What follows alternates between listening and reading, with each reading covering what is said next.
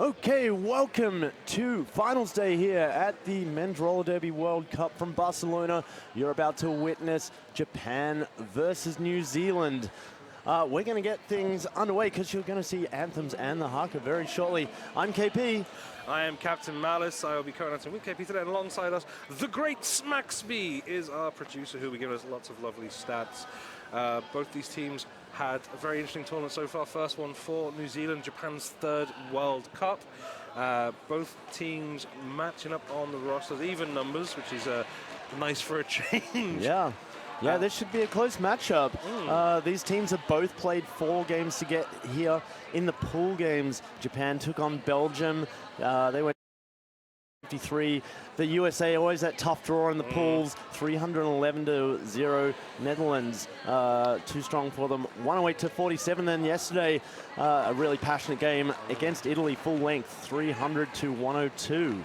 Yeah, New Zealand had a similarly tough run, starting off against Argentina at 244-38, Wales 185-23, and yeah, Denmark 66-60, and a win there. And it's very important to note that the last game they had yesterday against Chile was 306-108, in fact, with the exact same differential as the game between Japan and Italy at 198 points.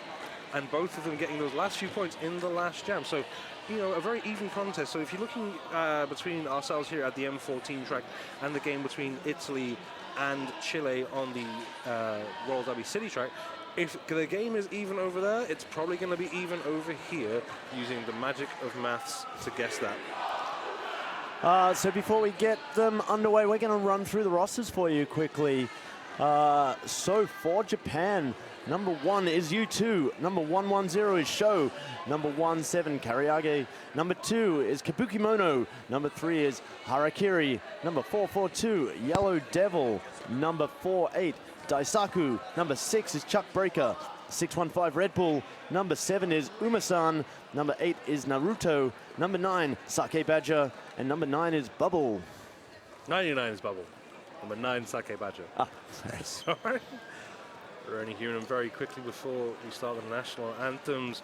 For New Zealand, it's 010 X-Ray, 112 Barber, number 18 Icky, 207 Judgment Day, 229 Diamond, 30 Wreck-It Rob, 321 Atomic Hamster, 447 Fig Jammer, 47 The Crowing, 63 Nobody, 666 Killer Dart, 7008 Lodge. So the teams lining up here for their anthems.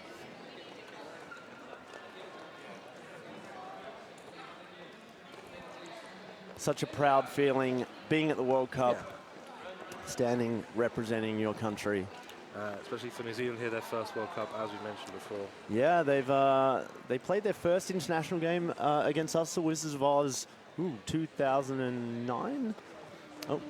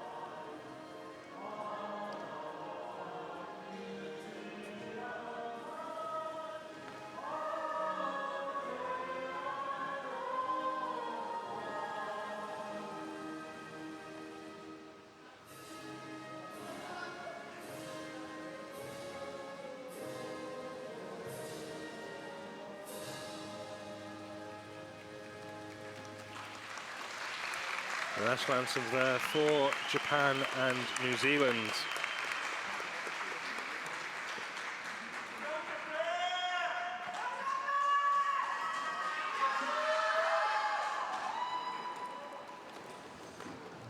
I believe you will now have the haka as well from New Zealand as they take center stage in the infield. Yeah, traditional challenge of the Maori people. This is something, they can't just do this whenever they want. They do have to seek permissions from the elders before they can perform this. This one was written by one of the skaters' teachers as well.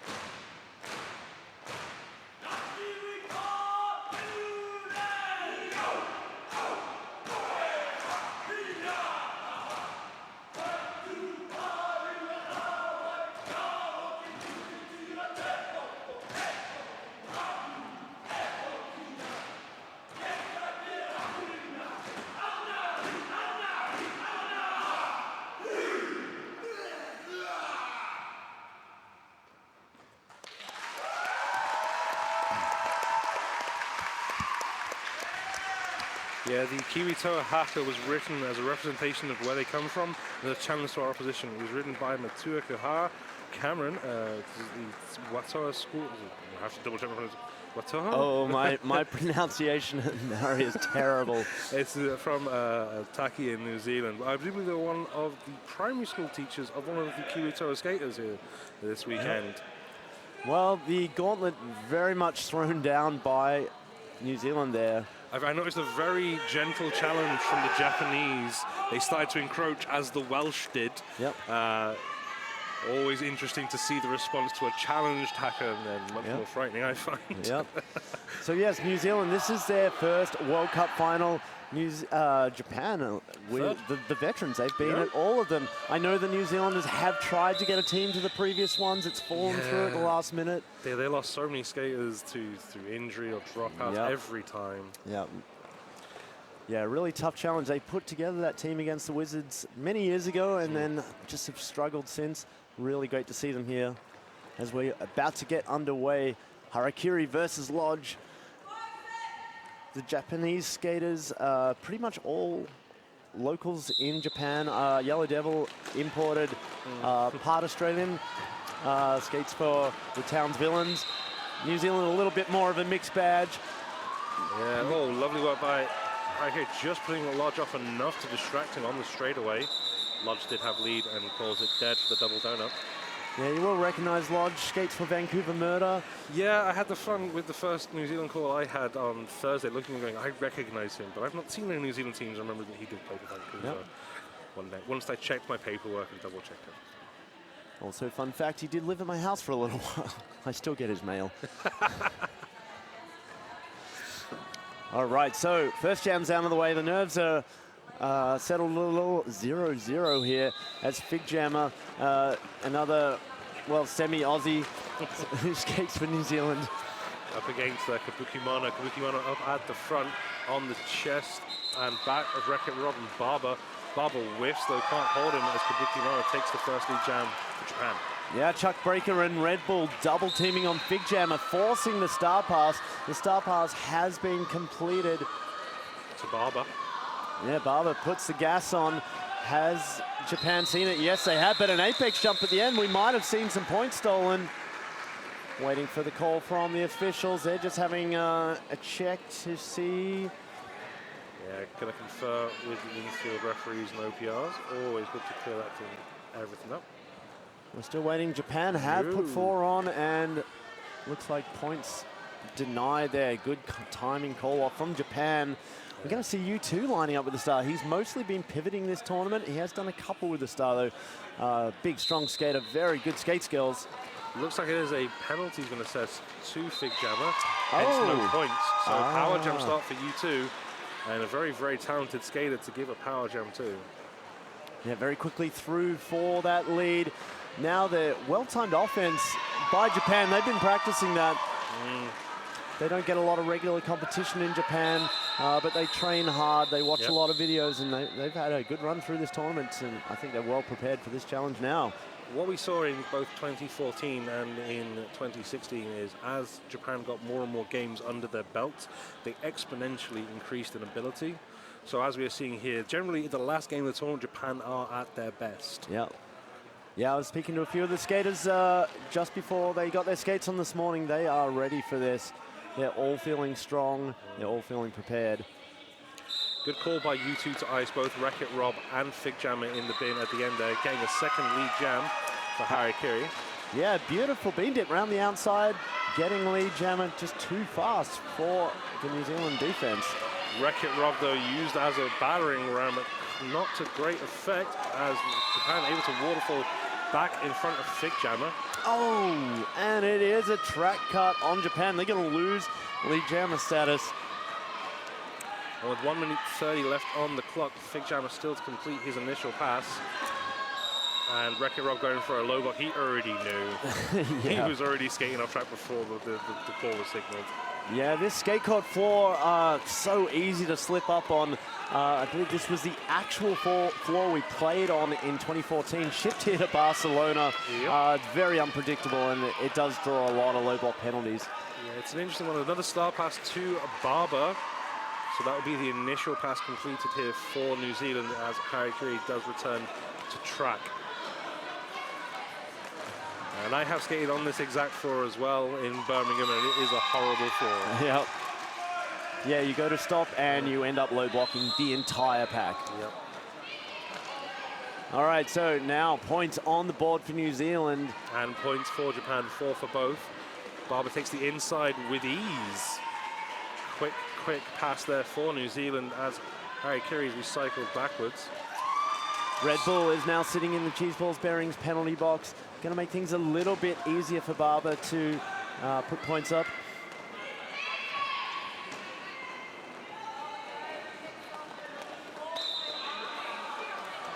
All right, so Harikiri now scoring, Barber scoring. They're matching points for points. It's 12 each at the moment. A nice apex hop by Barber there. Show picking up a direction of gameplay penalty just in the pack at corner 3.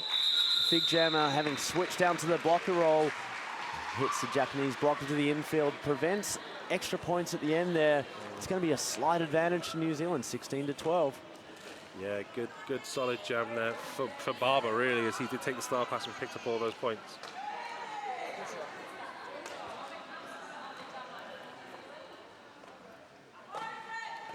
Atomic Hamster with the star now for New Zealand up against number 2, Kabuki Mono. Atomic Hamster slips down the side of the infield. Kabuki Mono is pinned behind all 4 New Zealand blockers. Atomic Hamster at the front tries to find some space down the infield, but nothing there. Shut down by Japan. Lead jammer now going to Atomic Hamster as the 3-wall did break apart.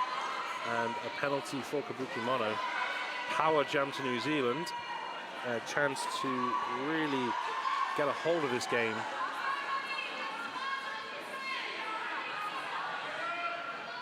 Atomic Hamster just lapping around, entering for another scoring pass.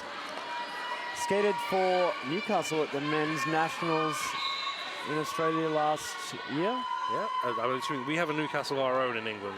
Yes, the different original, Newcastle. shall we say, different. I did look at you a moment very quizzically going, he wasn't playing for time and fear. I would say our Newcastle has nicer weather. It's not difficult. Atomic Hamster had a great game earlier on, not the previous game against Chile, but against, I believe it was Denmark. He had a lot of success. Good lead jammer ratio, and putting on the burners here, picking up the last couple of points, last 4 on that for a big 19-point jam So all the points for New Zealand over the last 2 jams, taking them into the lead. 35 plays 22. Well, that's our first lead change of the game. We'll see how many others. Tough physical jam there. Show, veteran of all the World Cups, putting his body on the line, trying to make something happen for his team, but it was all New Zealand's way there. Lodge now versus U2. The pivot for Japan is in the cheese balls bearings penalty box. U2 unable to get past that big wall of black. Lodge with a strong lead jammer. Now out of the pack is U2. See what Lodge can pick up. Is he going to call it before? Ooh, U2 with the bean dip around the outside. I think he might have got some points there. He definitely got X-rays. Yep, he got 3 in fact. Good result. You can see there on the VMix replay, Lodge calling it off, but well, he was calling it in time. It was just U2 was that fast. Yeah, right under the hips of Judgment Day, picking up X-rays point and just getting all 3 out the back. Nobody wearing the pivot stripe for New Zealand with Fig Jammer on the line. Nobody basically picked up his life and moved it to train for this World Cup. He is very dedicated. Was living in around the Newcastle area in Australia, went to New Zealand and has basically been training his arse off for this tournament. So well, that training looks to have been very effective. He's looked great all tournament and been able to give us so many great jokes. Well, New Zealand able to steal points against lead there. Yeah, there's the +2 differential in favor of Japan. 29 playing 40. Japan just edging it back. It's still anyone's game as we're nearly 10 minutes into this final. Third point picked up there. So would be the ghost point for those Yoruba. Remember those guys. There is a Japanese blocker in the bin. And it also means New Zealand will have a single blocker advantage as Kabuki Mono goes up against Killer Doll. Inside line opening up for Killer Doll. Wreck-It Rob on the offense, breaking apart that 3-wall at the front. Killer Doll comes in hard, almost through. Gets recycled by Chuck Breaker and driven out of bounds. Just enough time for Kabuki Mono to pick up lead for Japan. Yeah. Barber and X-Ray trying to keep a hold of Kabuki Mono, just couldn't. He was very slippery going around at corner 3. Offense streams in from Japan. Wreck-It Rob does enough to take all the momentum, though, off Kabuki Mono, knocking him to the deck, only allowing him to pick up 1 point. Yeah, Chuck Breaker charging into the pack there, but New Zealand reading it really well and just speeding things up, not giving up their points. Yeah, Japan have 3 great track leaders in Chuck Breaker, Umi-san, and U2, often taking the pivot stripe and taking that traditional pivot leader role. And Chuck Breaker putting a lot on the line there for his team. Now Lodge versus U2 with the Jammer Stars. It's a scrum start, 5-on-5. No one getting much momentum, but now Lodge around the outside. U2 tries to follow him. Diamond on the run back. Icky tries to slow U2 down on the inside, but he dips into the middle and gets out completing his initial. Lodge aware of the danger, calls the jam. 4 points. Just smart, clean play here. No one doing anything risky at this point. And we know Japan practice a lot of wacky moves. They see things on YouTube and like, I can do that. Yeah. We've seen some star passes off the line already this weekend. Yep. You were there in 2014? I was. Yeah, and I'm sure you remember the opening ceremony as Japan came out, shooting the duck, doing all their jumps. Yep. And they've got skills. They do have skills. And now they're getting the experience to back those skills up and showing what they can do here. As at the front, yes, Fig Jammer does get lead. And as soon as that's called, New Zealand are forced to regroup and reform the pack. And Harry Kiri takes full advantage and completes his initial pass. Yeah, that switch from O to D sometimes just that little bit too slow, and the other jammer able to follow out. Exactly what we've seen there. 3 points to nothing though. Good clean call off. New Zealand extending their lead just that little bit. Yeah, as we have seen, though, it doesn't take much for Japan to get straight back into these games. A simple power jam can cause such disruption in momentum that a whole game can be changed off the basis of one strong jam. Okay, so Atomic Hamster wearing the star here for New Zealand. Another one of those spare Aussies, as we call them. Played at Australian Nationals last year. for one of the Australian teams. Oh, U2 comes flying in. Nobody tries to put his body in front. It was actually U2 bounced off the hips of Icky and went straight into the back of, I think it was Wreck-It Rob. Sorry, of Nobody. Yep. Tall and beardy. Yeah, picking up the penalty for that.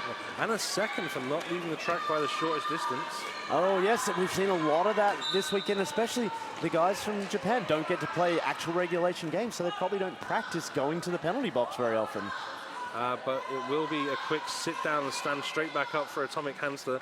So 30 seconds of U2's penalty has been eliminated by Atomic Hamster having a very brief sit down.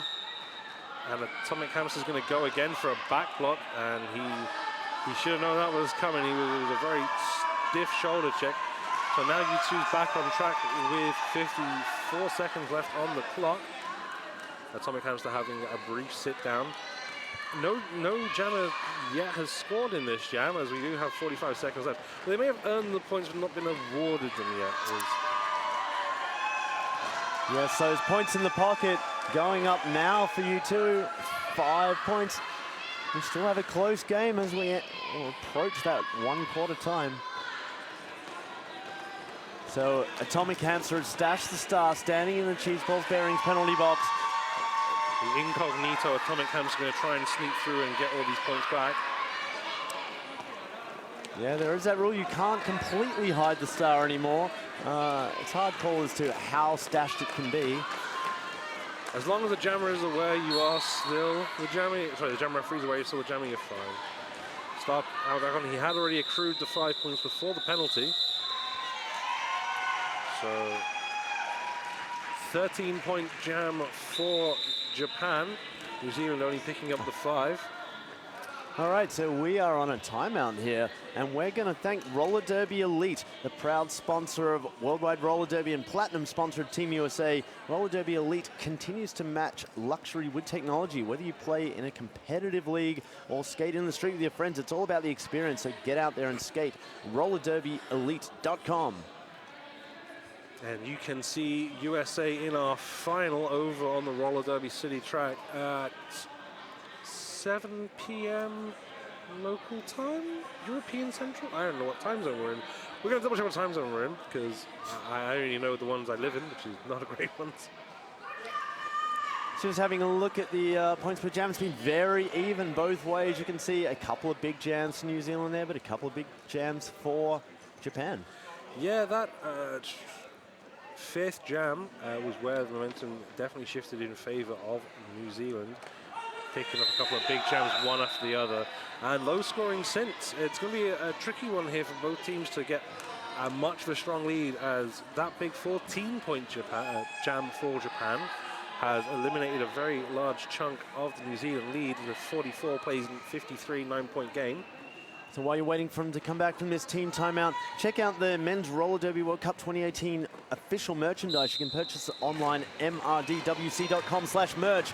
We are underway now. Lodge going straight into a wall, anchored by Chuck Breaker. And Kabuki Mono on the inside edge gets shut down by the New Zealand blockers. Has to dart to the outside and run out. A cut track, no, sorry, 4-arm penalty for X-Ray. He slowed down Kabuki Mono, but not legally, as Lodge tries to find some space around the outside. Show shuts him down on the inside, still trying to chase him down his Show. Lodge going to run the clock as they are down to just 2 blockers. Smart play from the experienced captain for New Zealand. Yeah, he's happy to match point for point here while he gets his blockers back. It looks like there might be another penalty assessed to one of the New Zealand blockers for leaving the box early. That'll be Barber, who'll go and take a sit down. So the long jam strategy not working for New Zealand, as they just send more people to the box instead of getting them out. Sometimes when the avalanche has already started, it's a little too late for the pebbles to vote. All right, so Lodge skates over to the Cheese Balls Bearings penalty box and just has a chat, because more of his skaters are there than on the track. So that does leave Icky all by his lonesome at the front of this pack. Apart from his jammer, Fig Jammer, who has 3 Japanese blockers. Quick sprint off the line, catches Japan napping. Yeah, Naruto just wasn't aware that the Big Jammer was there and able to pick up a quick point. And if he takes a straightaway penalty, he's going to have to go straight back on track. He'll now see that the box is cleared and go and serve his time. Judgment Day standing, so if he can take a sit down. Funnily enough, not much resistance for Harakiri. He's able to pass through, actually overtake Big Jammer. Big Jammer's going to keep going long while that box clears out. Yeah, New Zealand now up to just 2 blockers. Harakiri with a beautiful bean dip down lane 4, straight through without touching a New Zealand blocker.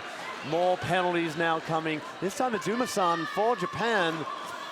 Judgment Day takes a big hit though from Harakiri, who takes another big hit from X-Ray, spins out of the pack beautifully. Smile on the face, proud of his movement there, as well he should be. Lovely stuff by the Japanese jammer, just coming in full force.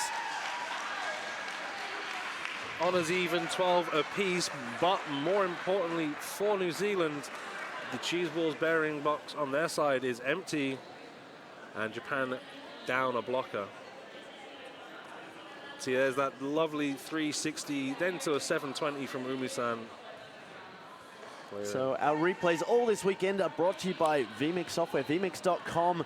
Everything you're seeing on this stream coming out of the vMix software, which you can run at home on basically any Windows system and stream your local roller derby.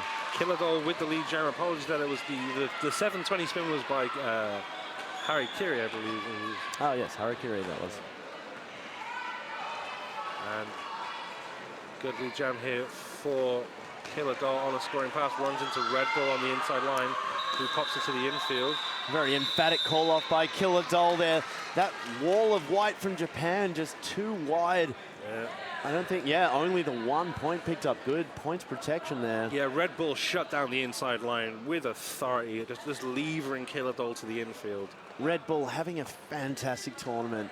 Being a real MVP blocker from my point of view. Have to a gameplay making skater out there. All right, Lodge, strong jammer, leading his team. Yeah, good captaincy by Lodge. Always happy to ask a question in a very respectful manner of the referees, as he is recycled all the way back. Chirps of whistles. I think, it's 48. That is Daisaiku getting a sit down there. Well, so the cheese balls bearings penalty box with 2 each. It's micro packs out there. It's difficult to see whose favour this will play in. Lodge does have the advantage league position on track. Kabuki Mono stashing the star, putting it back on, slamming into Judgment Ray. Barber too good, doing that one-on-one blocking, really slowing him down, allowing the crowing to recycle. Lodge puts a lap point on. And Barber, look at that, just smashes the Japanese jammer off the track, recycles all the way. But a penalty picked up by Barber there on his return, so he's going to take a sit down. X-Ray is back on track though, just Barber in the penalty box, the cheese balls bearing the penalty box for either team. Lodge putting another lap point on, signals that he's going around for more. Yeah, New Zealand are confident they can hold Mono for a little while here. Lodge checks the box, checks in with his bench, calls it off. Big jam for New Zealand, 17-4. Yeah, it's killed momentum. Japan were just starting to gain. They're getting back into this. I saw a big jam from Lodge. You see him go around the outside, dart beautifully under the shoulders of Uma-san and call it there. That's just going to take the little sting out for Japan, to give New Zealand a bit of confidence coming here into Jam 16. Yeah, well, I think New Zealand here just showing the fact that these guys do play a lot of roller derby. Smart calls out there, smart formations. A couple of unforced errors by Japan, just showing their lack of experience. Yeah, but I think the other side of that coin is New Zealand is so eager to win this game. They're making a couple of silly mistakes trying to ensure they win. Yeah. A lot of blocker penalties, desperately trying to hold on to jammers. Yeah, it's so easy to do at this level. You want to give 100% for your country, and sometimes in roller derby, 100% equals penalties. Yep. We have a lovely phrase at one of my home leagues, 82%. Yep. That's the level they worked out was the best one from 82%. But there we go. Yeah, I would agree with that. I'd say more like 84% in my team. That's fair. So, you know, it's a little bit of, you know, slight measurements. I guess it depends on the floor. Oh, definitely on this floor, 70. going 100% is penalty central. First scoreless jam for New Zealand in 8 jams, showing how much momentum they had grown there. And excellent work by Japan to take control back a little bit there. They need to build on that here with U2 up against Atomic Hamster. Yeah, definitely Japan not letting New Zealand's momentum get to them, because that was a 9-0 jam. Yeah. Good strong build. Well, as you were saying before, a lot of these guys here playing for New Zealand have played in the Australian Men's Nationals, which is a great tournament to get a lot of experience in. Yep. I mean, obviously, you will have more experience of that than I, but it's something I try and follow where I can, because there's some great derby being played down under. Yeah. Certainly some pressure games when the temperature is always hot at Men's Nationals. The first one we played, it was 41 degrees Celsius. There were people going to hospital with heat exhaustion then. But while we're on this team timeout, we're going to thank some of our sponsors. Sucker Punch. Sucker Punch Skate Shop is the largest derby-owned and operated store in Europe, operating online and having a physical store. They're heavily involved here in the European derby community on a number of levels, known for their reliable service, honest advice, competitive pricing, top quality products, and a huge range. So check them out, Sucker Punch Skate Shop.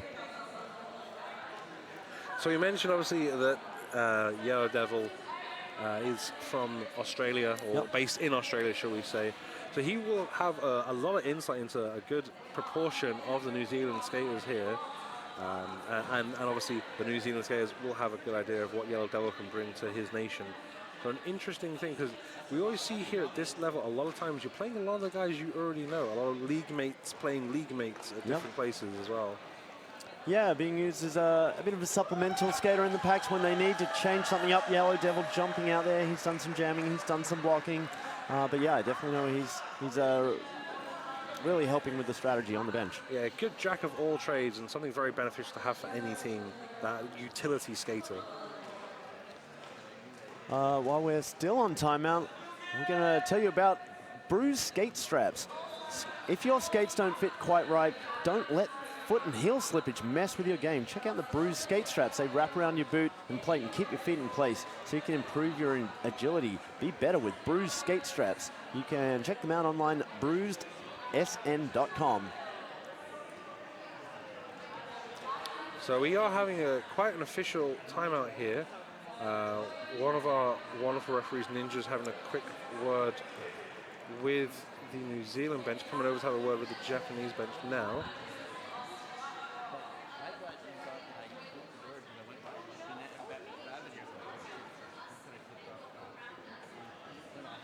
Yeah, okay. it's a little conference. There was a game yesterday where a Belgian skater did collide with an OPR and was expelled for avoidable contact with officials.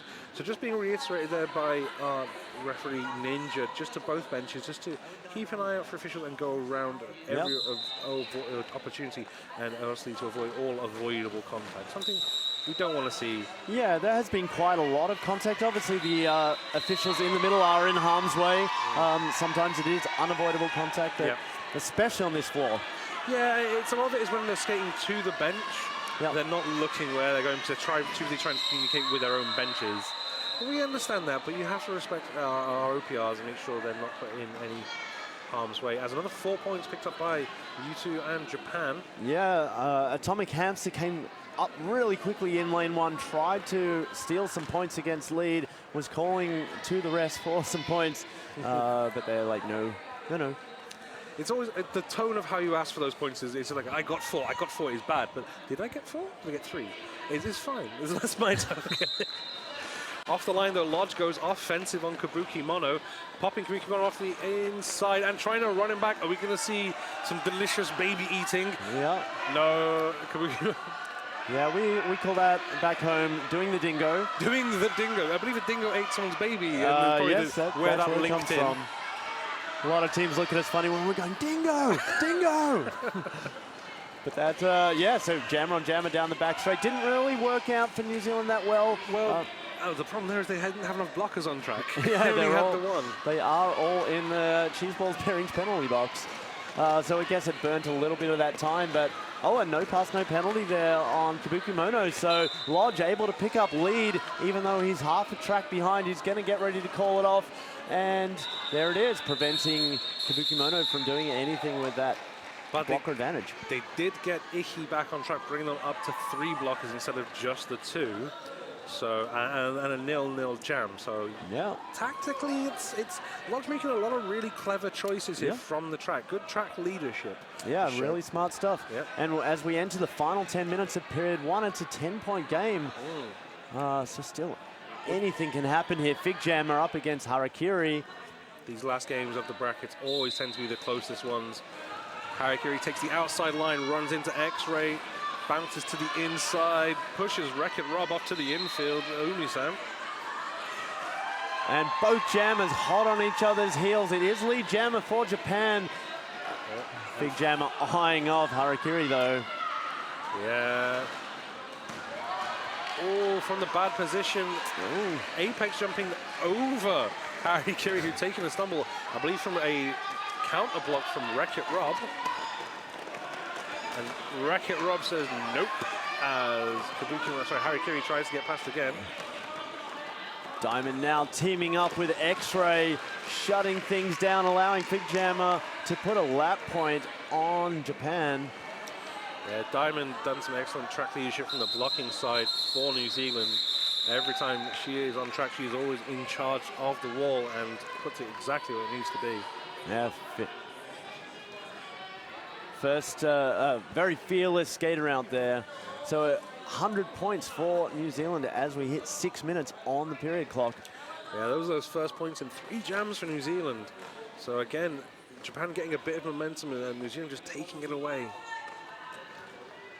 A big power jam here will massively change the complexion of this game in either direction as Killer Doll takes a star against U2.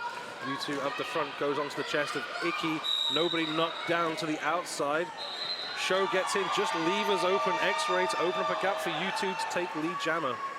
Yeah, Chuck Breaker recycling Killer Doll there. She's been very effective with the star so far, but U2 just too strong. He comes up, approaches the pack to his scoring pass. Leaping contact, I think that's going to be a penalty. So U2 to the box. As I said here, Power Jam will have huge implications. Killer Doll has 30 seconds to be unopposed, but does not have a lead jammer.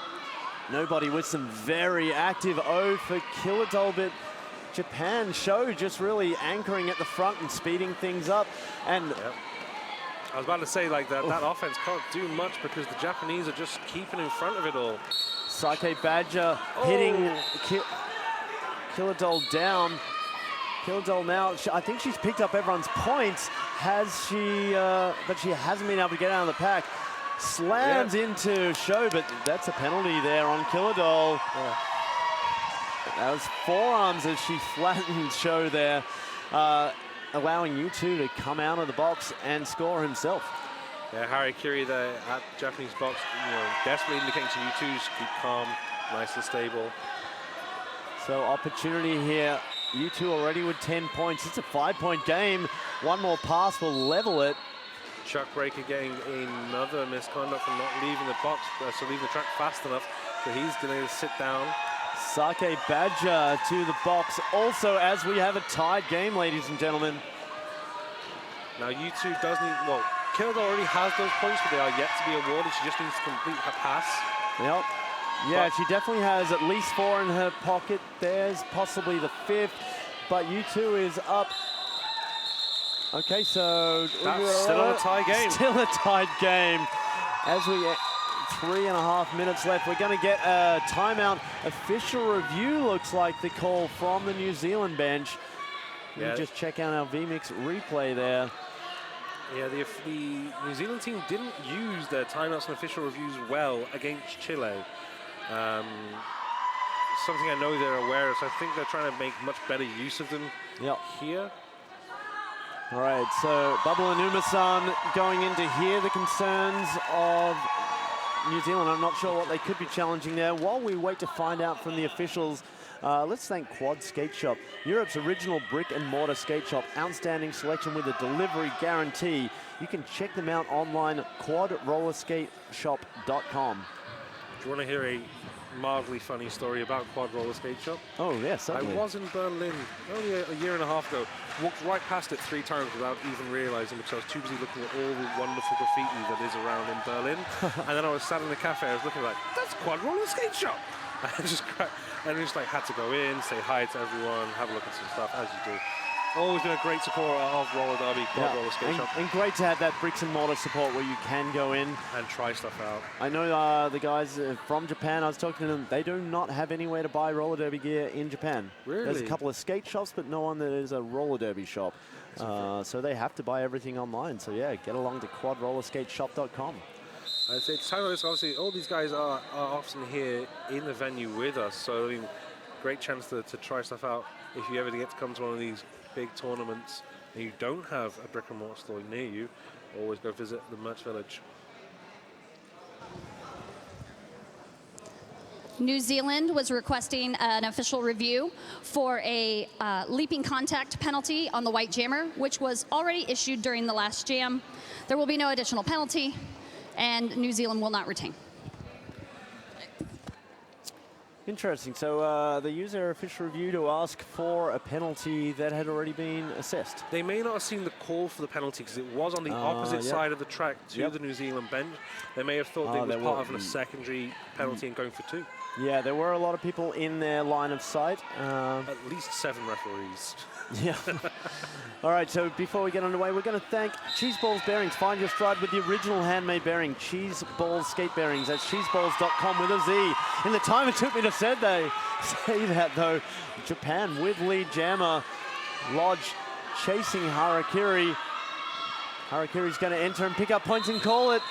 Did he call it in time, though? I think Sake Badger, sorry, not Sake Badger, Paulo Naruto just did enough to take Lodge out of play, but no. Point apiece, still a tie game. Wow, that's 3 jams in a row we've been tied. We're just seeing a second point go up for the penalty box, so that is now a single point lead to New Zealand. Yeah, good old ghost points. Yeah, this is Kabuki Mono now with the star against Fig Jammers. We have a very, very close game here at the M14 track. All right, so 2.5 minutes. We have time for at least 2 more jams here. Kabuki Mono smashes into Nobody. Nobody too strong, just shrugs him off. Nobody now returns the favor by smashing back into the Japan jammer. Yeah, but another lead jammer to Japan. Consecutively, and a cut track issue to Fowles, who's going to take a seat for New Zealand. Fig Jammer half a track behind. Coming in on the scoring pass and calling, just staying upright until he entered his own box and nearly slide tackling half his team.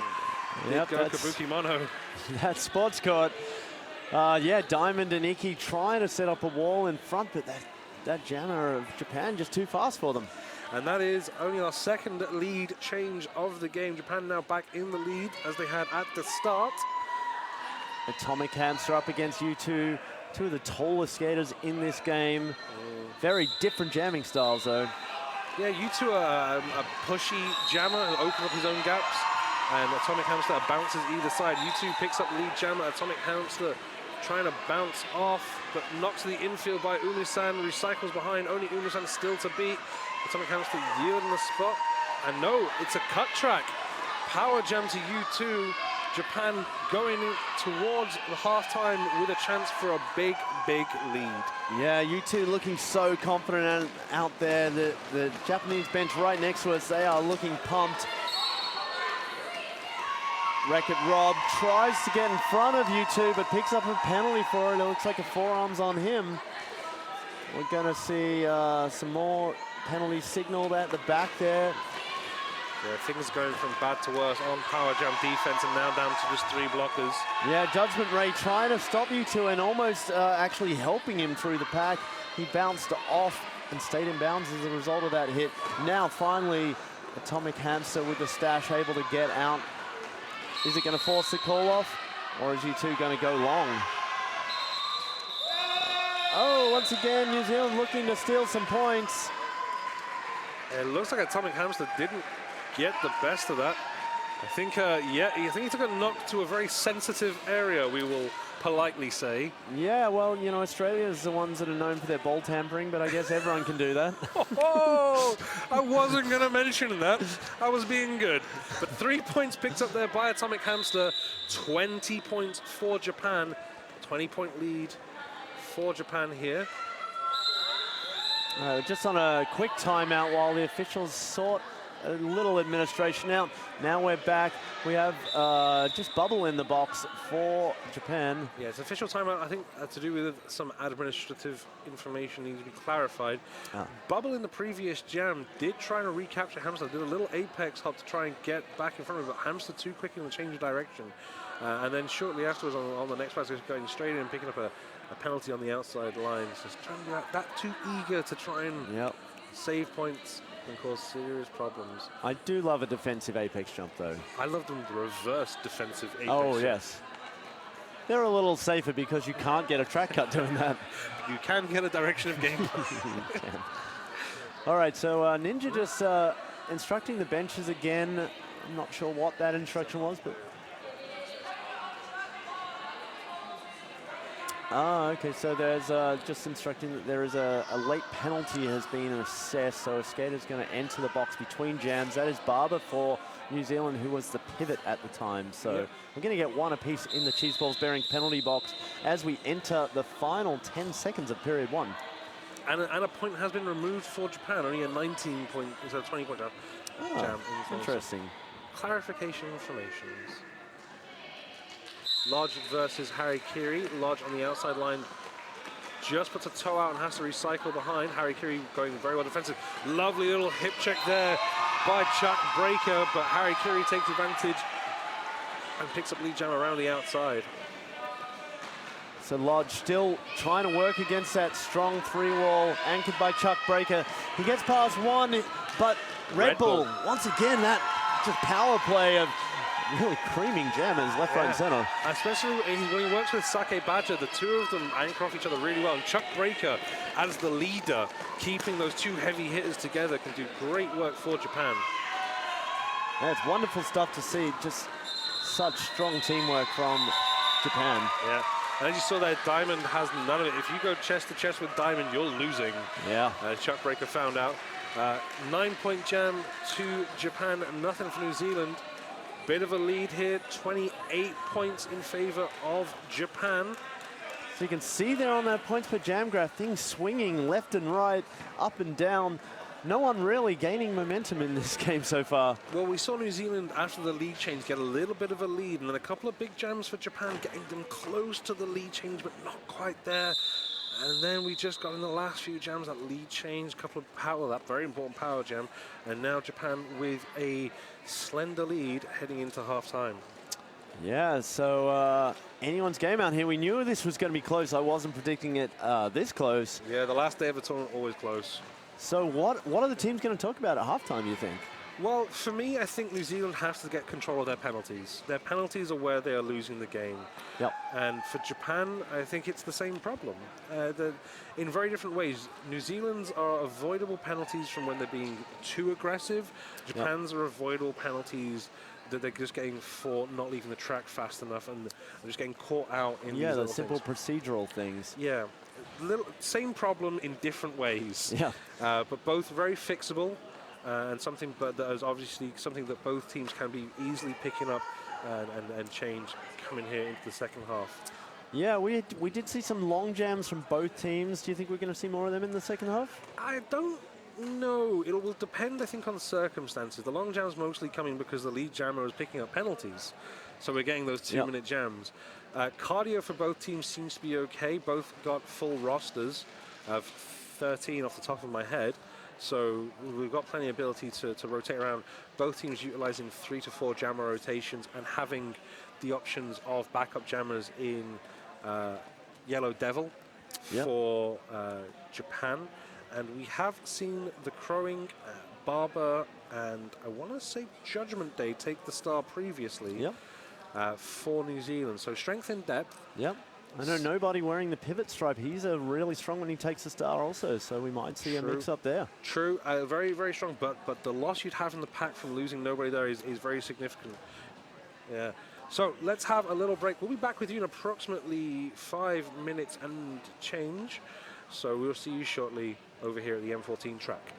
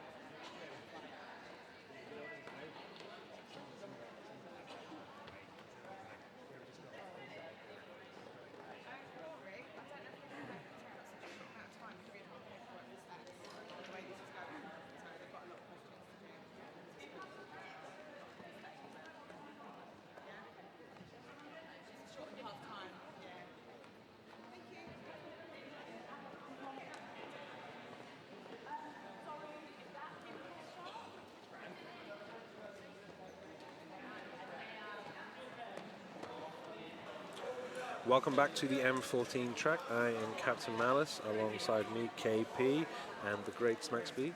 We are going to be bringing the second half of Japan versus New Zealand. Very, very interesting game, neck and neck, and only 2 lead changes. We're going to see how this plays out in the second half. So these teams very evenly matched, strong jams either way. No one really getting a lot of momentum out there. I mean, even when we did have a bit of momentum for either team, it was very quickly dragged back by the other. And as we did mention in the first half, these last games of the brackets always the closest. Before we get underway, shout out to Roller Derby Elite, the brand that is the sport, rollerderbyelite.com. They are the proud sponsors of Worldwide Roller Derby and platinum sponsor of Team USA. Roller Derby Elite continues to match luxury with technology. Whether you play in a competitive league or skate in the street with your friends, it's all about the experience, so get out there and skate. And just about to get out there and skate is number 3 and lead jammer number 3, Harry Kiri. Fig jammer trying to star pass to Iki. So the Cheese Balls Bearings penalty box is clear. It's 5-on-5. We're basically starting all over with such close scores. Big Jammer now out, but Harakiri turns around, looks at the pack, makes the strategy call. He's going to do a nice clean 4-0 jam. There was an attempted star pass on the outside line there from Fig Jammer to Iki.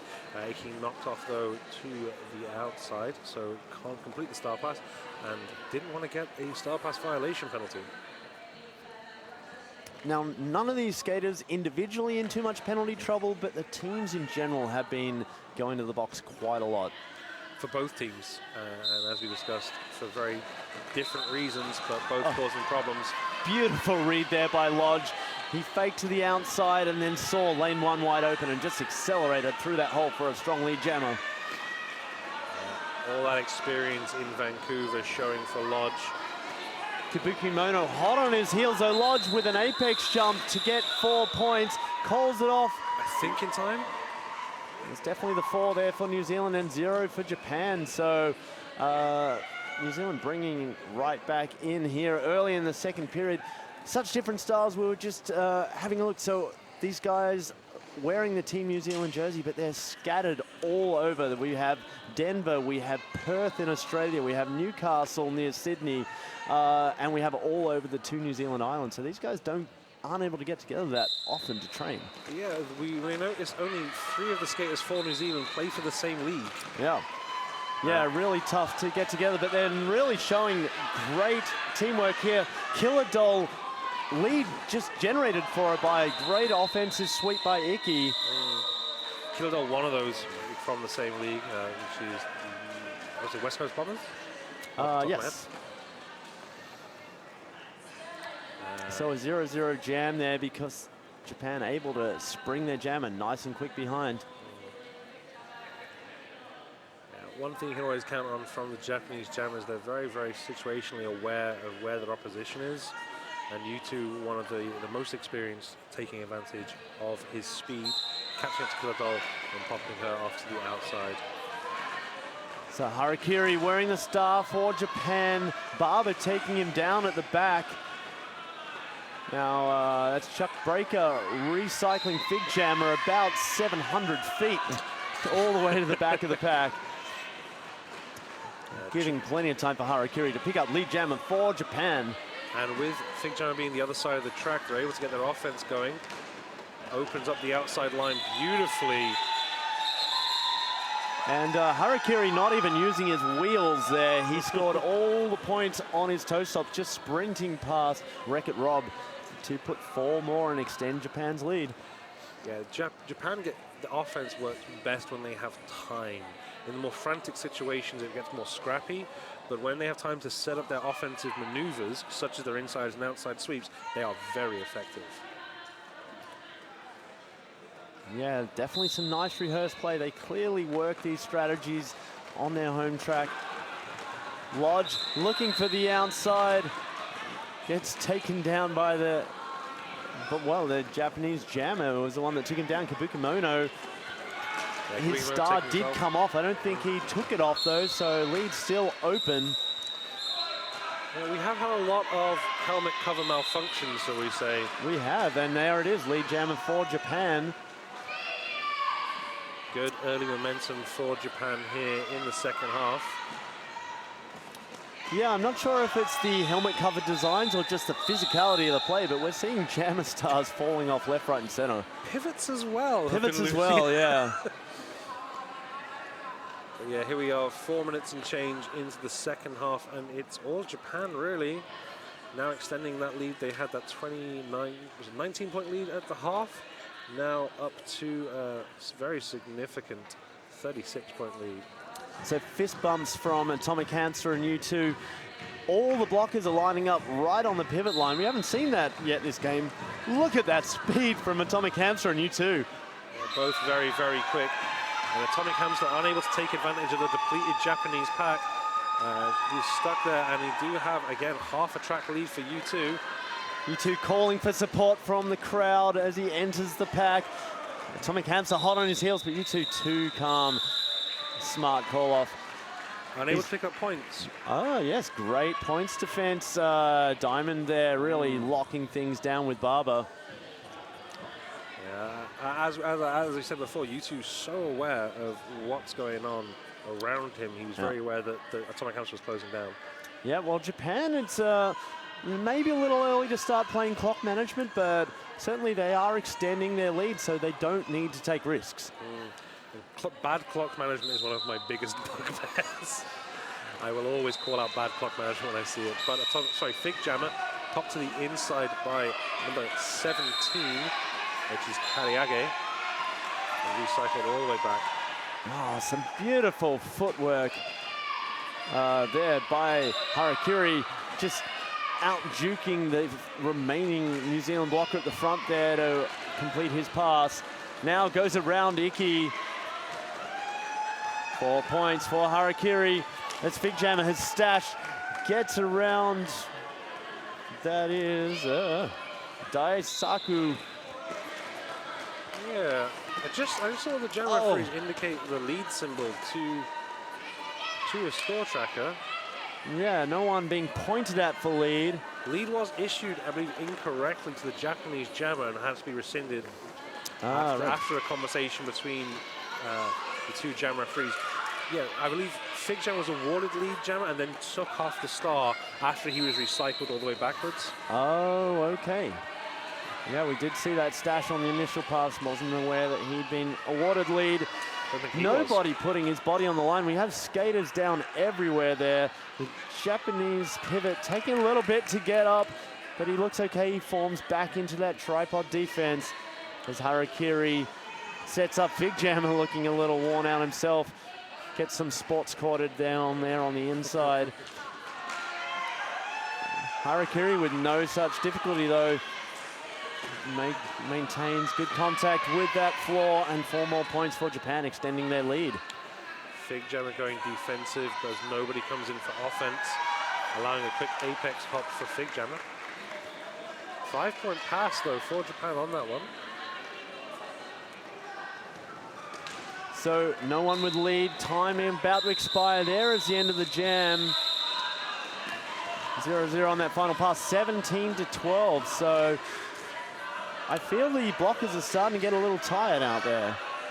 Yeah, the emotion in the first half definitely gonna be maybe causing a slight adrenaline dump for them coming into the second. Yeah. I mean, this is a situation now as Japan have established a much more comfortable lead, where a timeout and a reorganization from New Zealand will be very, very helpful. Yeah, you've really got to just remember in games like this, training is what you rely on. Go back to the way you train and everything will work. Big point scoring jams against you, you need to reset quickly. And Lodge with a forearms penalty. He's going to go to the box on his initial, allowing Japan to get lead. Big opportunity for the men in white to extend their lead. Oh, nice little fake offense from Japan.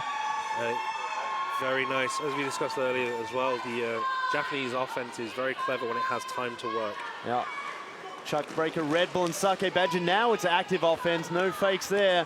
They sweep across on Barber. Wreck-It Rob. Wreck-It Rob says no, though. Comes screaming out of the pack, taking down number 2, Kabuki Mono at the front. Now Red Bull's Sake Badger teaming up on Lodge. Lodge works around the outside, around the inside. There he's finally through as Judgment Day really locks things down. They locked them down, but not legally. He picked up a multiplayer penalty there. Ah, those multiplayers. All right, so, well, both jammers, no, scoreboard just getting a little correction there. 10 points added to the Japanese total. We are 10 minutes into this final period for both teams. 177 plays 126. Yeah, Japan now pretty much extending this lead really to double what they had before as U2 lines up against Atomic Hamster. Now these matchups are starting to get to know each other really well. I wonder if that's going to change the way they play. Atomic Hamster around the outside for lead. U2 tries to do the same, but shut down by Iki. Yeah, at this stage here, New Zealand really going to need a power jam to get back into this and chip away at that lead. Yeah, unfortunately, the Cheese Balls Bearings penalty box just getting some more traffic. Nobody joining Judgment Day in there. And now Iki too. This is not what New Zealand need. Yeah, Diamond all by herself. Still going offensive well, opening things up for Atomic Hamster, but can't make a huge amount of space by herself. And picks up a penalty as well for her troubles. Well, so that is every single New Zealand blocker going to the box this jam. Yeah, Judgment Day is back on track now by himself. Apart from Atomic Hamster, obviously, who's still trying to score. Atomic Hamster doing a good job despite the lack of blockers helping him. They're just matching point for point out there, 12 each so far. Yeah, another scoring pass though for U2 puts him on to 16. Oh, and that looks like Judgment Day going back to the box. Yeah, U2 having an easier time there though. Yeah, there's the lap point for U2. Atomic Hamster getting cycled back by Chuck Breaker.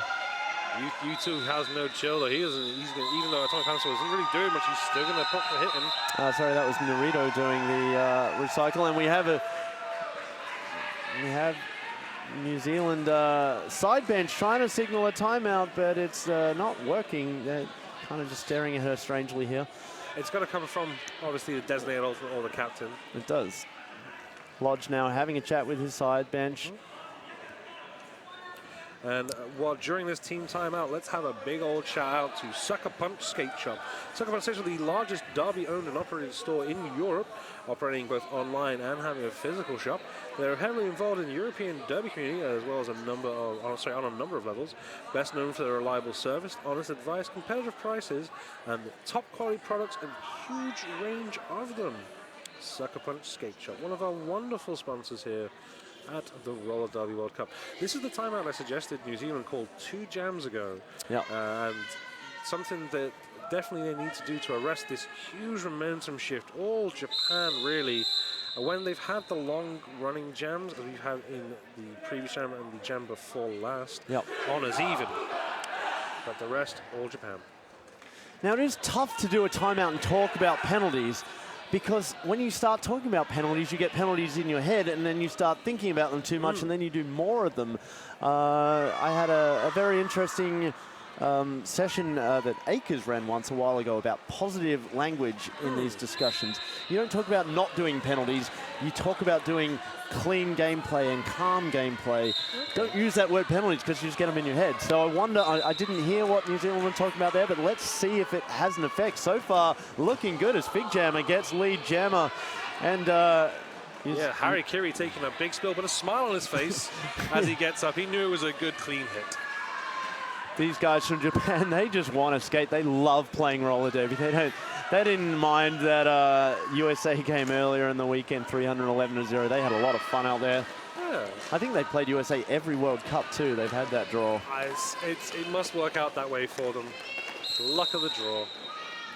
So Harakiri with Wreck-It Rob to beat Fowles, putting his body on the line to try and slow him down, having a good laugh with the refs about his matrix moves there. He was trying to get up and completely lost his balance and nearly fell backwards, making one of the inside pack referees laugh at him. All in good nature, obviously. A wonderful thing you have here at these World Cups is everyone becomes very friendly with a bunch of guys and guys all around the world, and it's always great fun. So our VMix powered replay here, just showing the action as we get back live with Lodge and U2. Packs grinding there, no one really giving an inch. We see some penalties issued, and Lee Jammer to U2. Oh, penalty is to Lodge. Oh. Yeah, just getting that one good jam and giving a power jam, and this 55-point lead for Japan about to be extended, and it's U2. And Japan getting what they needed, some speed out of the New Zealand pack. Nobody in the crowing unable to get their edges in and stop U2. Icky tail gunning at the back of the New Zealand forward, trying to feed U2 into the the tripod. Icky and Nobody once again trying to stop U2, but they don't have formations out there. They're blocking one-on-one, and that is never going to work, especially on this floor. Here we do see a 3-wall from New Zealand that was effective, and rotating into a waterfall. So Bubble picking up the multiplayer block, releasing Lodge to get out and forcing the call off. But Japan has extended 12 more points, 213, now plays 46. We're approaching the 3/4 time mark. Yeah, we did see it being very strongly Japan's favor in the early parts of the first half, but much closer. They've run away with here early in the second. New Zealand are going to need a couple of power jams, I think, to get back into this. Yep. Killer Doll wearing the star, I think, for the first time this period. She was quite effective. Second time this period. She was quite effective there with the star in period one. The boys in black trying to hold a formation against Japan, but Jammer just too strong. Killer Doll right on his heels. Kabuki Mono very aware that she's breathing down his neck. Looks to the bench for, what do I do? What do I do? The call off. Japan with the lead, so they don't need to risk anything. Yeah, actually, the action of looking back at his bench, Kimono slid outwards away from the inside line, allowing Killer Doll to take the inside line and the front position between the two. So if he wasn't going to call it off before, he was definitely calling it off after. Yeah, definitely. All right, so Harakiri versus Fig Jammer. We still have Bubble in the box. But so standing. It's 5-on-4 out there. Ooh. Harakiri looks for the draw out. He gets, well, penalties getting signaled everywhere. I can't tell on who. Doesn't matter because Fig Jammer has lead for New Zealand. Japan still with a defeated pack as the penalties issued to number 17. Yeah, Kariage. Well, it looked like possibly a multiplayer because the Japanese jammer shoved his blocker into the New Zealand jammer, using him as a battering ram, so one of them was going for a penalty. Punish the bullet, not the gun, I believe is the turn of phrase on that one. Yeah. Big high fives from the New Zealand bench as Fig Jammer comes back in, turning the momentum a little bit. 150 now plays 213. We are in the final quarter of this game. Yeah, New Zealand need to try and shut down U2 because U2 has been so impressive this game. Very strong here in the second half. Racking up the big points. Lodge tries the outside line and gets shut down. And U2, though, takes lead around the infield. Chuck Breaker, once again, the track general for Japan, knocking Lodge down on the infield. And Wreck-It Rob going for a sit-down as U2 picks up his first scoring pass. Oh, beautiful skating by U2. I love watching this man skate. I was a little disappointed he was pivoting so much yesterday because you don't get to see these strides, but now we're in the star so much and making good use of it. Fakes around Barber. Up the inside, puts the lap point on Lodge. Oh, Lodge is looking a little worse for wear after that pass. Yeah. Japan are going to make him work, and try and tire out the experienced skater. So 225, Japan extending their lead. 75 points, the differential currently with 12 minutes left on the clock.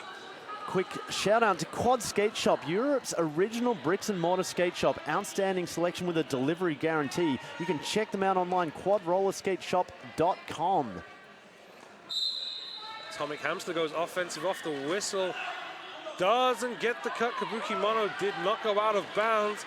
Atomic Hamster very, very animated in the belief that he caught him. Well, and that kind of missed time from Atomic Hamster, given Kabuki Mono the opportunity he needs to pick up lead. Inside lines opening up for an apex jump. Oh, he does it anyway, despite the 4 whistles clearly having blown. He was lined up for it. There was no way he was getting out of that situation without hopping. Here's our VMix replay of both jammers coming in. The solid defense. Look at the New Zealand pivot just staring him down. And Atomic Hamster flying through the air. Yeah, you saw Atomic Hamster. He did that hard cut to the inside. He was lined straight up for the apex. He was taking it. He wanted the replay. Who wouldn't? So replays this weekend are brought to you by VMix Software. Check it out online, vmix.com. Back underway live here though. Harakiri down lane 4, just puts the power down and picks up a lead jammer.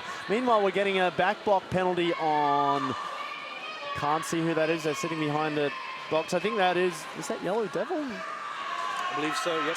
Ah, tough call there. All right, smiles and a little bit of jammer on jammer communication there from Harakiri. He's going to wind things down to get Yellow Devil out of the box. Yeah, and also kill that clock a little bit as well. Yeah, time management here. Just shy of an 80-point lead, 10 minutes on the clock. That's a wise time to start trying to burn down those last few seconds. Yeah, as soon as you hit that last quarter, your strategy needs to switch. If you're the team in the lead, you do not need to score more points. You just need to make sure the other team doesn't score any. Yeah, especially if it's a commanding lead like we have here with a 79-point lead. If it's close, you got to keep scoring. Yep. But for New Zealand here, it's all about forcing errors on Japan so they can get some big jams in. You can't just nickel and dime it from here. You need some big plays. So New Zealand will know that. We're seeing a cut call on you too, so that's the sort of big play that we're going to need. Lodge with lead. Now, what can his pack do to really turn this into a power play? First jammer penalty for Japan in the second. And this is the situation they try and ice you two here at the call it. Well, I love the look of that offensive sweep. All 4 New Zealand blockers circled the Japanese pack. Unfortunately, Lodge was trapped in it while they did it. So not quite the easy pass Lodge would have wanted. Now we're going to see some passive offense as Lodge hits first, and then 1, 2, 3. There's the sweep executed a little better. An easy pass for Lodge. There's 5 more points. You two. Oh, he went down, but so did all the New Zealand blockers. So he was able to re-enter without picking up the cut. Lodge now calling it off. That's the big jam New Zealand needed, 13 points. 13 points. It's not just they need this jam, they now need to build on it. Yep. That's the key thing here, is getting up that second big jam pass. Yeah, 9 minutes on the period clock. We're not going to be able to nickel and dime it. If you're New Zealand, it's going to require more big plays. We have a timeout called. Very, very gently, let's have a little timeout.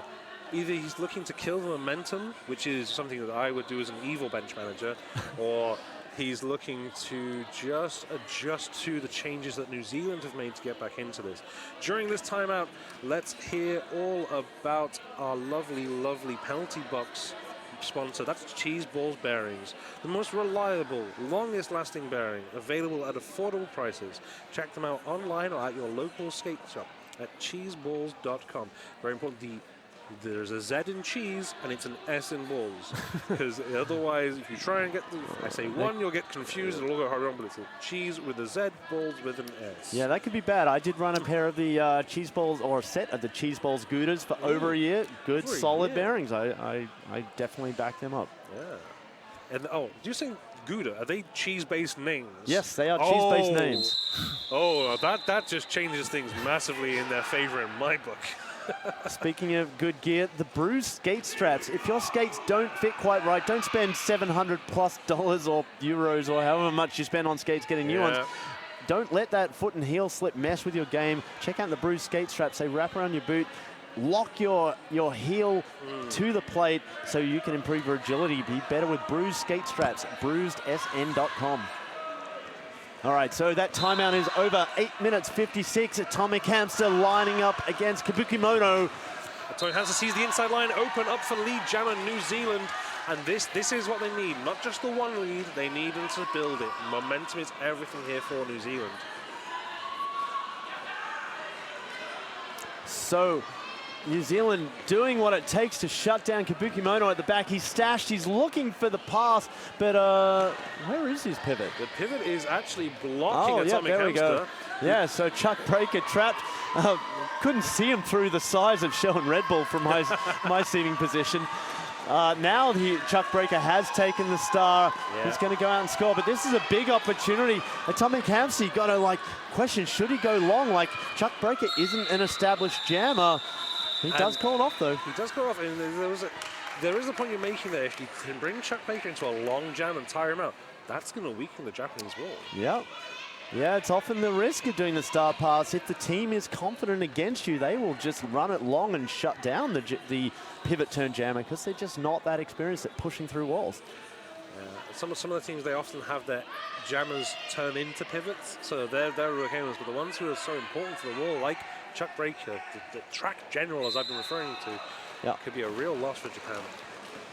At the front, though, it's Harikiri, rounds the hips of nobody. Fig jammer stuck in the back. Quick star pass, no, not completed. Oh, but the distraction was enough to get Fig Jammer out. Oh no, it's a track cut call on New Zealand. This is the momentum swing the wrong way now. But a quick call for Japan, so they're going to leave Fig Jammer iced for 30. Well, yeah, clock management here. They don't need to score points. Normally when the jammer's in the box, it's great opportunity to rack up. New Zealand don't need, Japan don't need that. They just need to wind the clock. Lodge, though, lining up with the star. I don't think he realizes Fig Jammer's in the box as a jammer.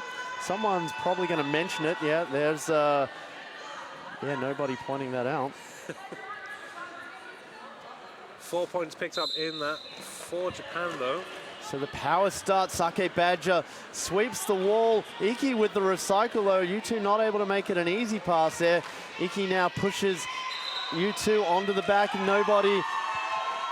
Those skate skills and long legs of U2 enough to get him out and lead jammer. Yeah, U2 really being a massive difference maker for Japan. So effective with the star. Definitely racking up the points for his nation. And as you said before, missing him from the jam rotation in the previous games. Yep. It's good to see him out here scoring freely. So the crowing really putting his body in front of U2, slowing down his momentum a little bit.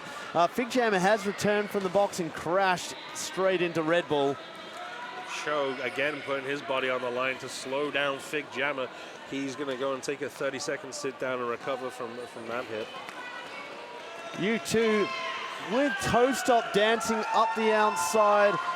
Elegant stuff. Fig Jammer chases him through. So both jammers are lapping now. And U2, again, no need to risk anything here.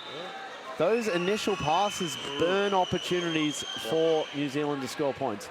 Yeah, as you pointed out, U2 taking that momentum right down. He doesn't want to pick up a silly penalty. Yep. Obviously, he's the only skater to give away a power jam so far in the second half for Japan. That might be weighing on his mind a little bit there as he took away that momentum. Yeah, so Japan have been really good with their penalties. They still have had a few blocker penalties, but certainly smarter play here from them. They're not cracking under pressure. Lodge and Kabukimono crunch into a rugby scrum kind of a start there. Lodge looks around the outside and gets it. Lead jammer to New Zealand. Quick start off the helmet, though, and passed to the pivot. No, it's a stash. Oh, very clever. Japan there, stashing, faking the star pass, and completely initial. I was duped. Yeah, it certainly looked like the pass had been completed, but running up the inside, Kabukimono forcing the call off. only able to nickel and dime here for New Zealand. 4 minutes 27. They need a big play, and they need it now. Yeah, they're going to need to draw multiple penalties on Japan here to win. Yeah. 73-point lead for Japan. They're going to give it their all, though. This is national pride they're playing for. Atomic Hamster, slender man, just fits through the tiniest gap for an easy lead. Yeah, Sake Badger just dropped his arm at the worst time, and Atomic Hamster said, oh, okay, cheers, and ran straight through. Yeah, so half a lap lead on Japan there. Drawn out of bounds, though, gets the 4 points. Looks like Chuck Brake is looking for the back block call, signaling quite emphatically to the refs. Yeah, but Atomic Hamster not able to pick up any points there. Oh, that's even tougher. That was such a strong lead. And the points defense from Japan. 0-0 jam. And the clock's still ticking down. New Zealand with only one timeout remaining and their official review. Expect to see those used to save some clock. So we have the cheese balls bearings penalty box is empty. Fig Jammer versus U2. Fig Jammer up the outside for lead. U2 fighting. There was a lot of hesitation there trying to make U2 commit, so Fig Jammer forced the issue before trying to make his way through the pack. Yeah, nobody with the good recycle on U2, slowing the pack down. Fig Jammer, little hop over the apex, picks up the lap point and 5 for his team. U2 is definitely going at half speed here to make his way through the pack. He's really trying to avoid a power jam. But because of that, he's being held off, at this time by nobody. Yeah, nobody drawing him back all the way onto the back straight, allowing Fig Jammer to pick up another, well, no, it's not showing a lap point on the jam ref. Must be a no pass, no penalty in the mix there. Now there it is. U2 out. Oh, yep, he got the lap point, so 10 points. New Zealand closing the gap, but 2 minutes 15 on the clock. They're going to have to make something big. They're going to have to stop U2, and no, they're just going to call it off. That's going to burn about another 45 seconds before they'll get a scoring opportunity. Here is our VMix-powered replay. Distraction comes in from Wreck-It Rob, who nearly takes out his own jammer at corner 1 there. Differential now knocked down to 54 points. 1 minute and shrapnel left on the clock. The crowd here in Barcelona cheering their teams on. Jammer on jammer, Atomic Hamster trying to make something happen. Both jammers out of bounds. Atomic Hamster with the track cut. Yeah, Kabuki Mono just popped him off on the outside, and Atomic Hamster's cut the track. Wreck-It Rob flattens Kabuki Mono. Kabuki Mono has taken the star off, though, so we are going to get no lead jammer. That's going to mean, yes, the jam clock is higher than the period clock. This is the final jam of this matchup here. I mean, that even consider that could be a good tactical choice there to pull off the star.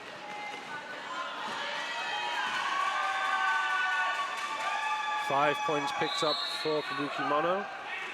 We now head into the last minute.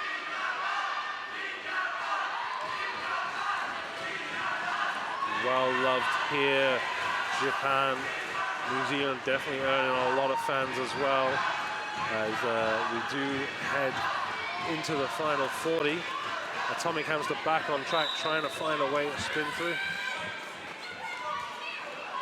So Chuck Breaker picking up the penalty, slowing down Atomic Hamster. That releases him now. Atomic Hamster comes up for a scoring pass. His show picks up a penalty. But Kabuki Mono is still scoring, and the clock is running out. Well, 3 scoring passes for Atomic Hamster gets New Zealand to 200 points. And if I'm the Atomic Hamster here, I'm going for that, but I don't think he's got the time. He's definitely got a smile on his face. He is enjoying playing World Cup roller derby for his nation. Big smile, fist bump there as he comes around, shakes his head a little. There is 18 seconds left. He's going to go for more. He's going to try and get New Zealand over 200 points. Yep. That'd be a happy thing for the guys in black and silver. Iki, unfortunately, going to the penalty box to finish things out. There is the final score. There is 201 points for New Zealand. Crowd goes wild. Cheers from the bench. The guys and girls from New Zealand should be very proud of that game. But congratulations to New Zealand. They have secured 19th place. Japan. Congratulations to Japan for winning. I'm just too excited from that game. Yeah, Japan, 19th place here at the 2018 World Cup. That places New Zealand their first visit to the World Cup as 20th place. They can be very proud of that. Yeah, for debutantes at the World Cup, New Zealand taking 20th is a great achievement. We have 24 teams here for those of you who do not have those numbers to hand. And placing 20th as debutants, as I said, great result for New Zealand. Great game of roller derby, and wonderful, wonderful display of sportsmanship from both sides throughout this game. Final scores officially 201 to New Zealand, 260 to Japan.